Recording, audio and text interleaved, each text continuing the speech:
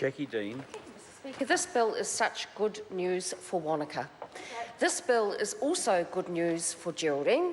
This bill is great news for Tekapo and Fairley and Alexandra and Cromwell, all of which haven't even got outside of my electorate yet. This bill is great news for the tourist towns in regional New Zealand. It is also great news for Marlborough. Wonderful news for Rotorua. Fabulous news for Palmerston North, except the member opposite cannot see it because he's so blinded by his union. Of course, his union pushers are telling him the way to think, but not so this side of the House.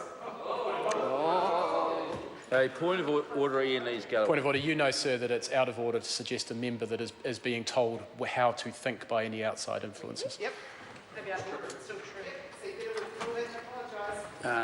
Well, I think the first thing that we'll have is an apology from Amy Adams for her interjection. Apologise. And I want to take some advice on the question. In fact, I'm prepared to rule. I am going to rule that it is not against standing orders to suggest that people are being told how to think. That is, I think it's one of the things that people who try and influence politicians do all the time. Jackie Dean. Mr. Speaker, this bill is wonderful news for all those towns in New Zealand who rely on tourism and visitors to their town over Easter to make a dollar. One of the first jobs I ever had as member for Otago back in 2005 was a meeting with the Chamber of Commerce in Wanaka and a number of their retailers who were frustrated at the fact that every second Easter Wanaka hosted warbirds over Wanaka, and up to 80,000, 90,000 people flocked into the Wakatipu Basin area to see warbirds over Wanaka. And what happened? Those people that were flocking in for the weekend, they either flew into Queenstown Airport or they came by road or they hitchhiked into town to have a wonderful weekend. What couldn't they do? They couldn't go into town and buy any groceries because the supermarkets were resolutely shut.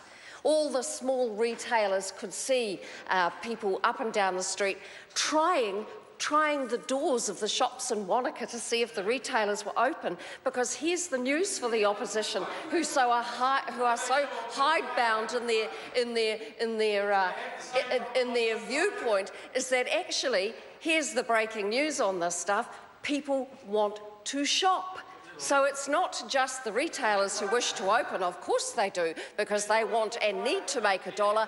People want to shop when they're on holiday, and that is the part of this argument that the opposition has no argument for. They have no comeback on this, because the simple fact of the matter is people come to Wanaka, they go to Rotorua, they go anywhere in New Zealand, where they even go to Palmerston. Love Palmerston, my hometown.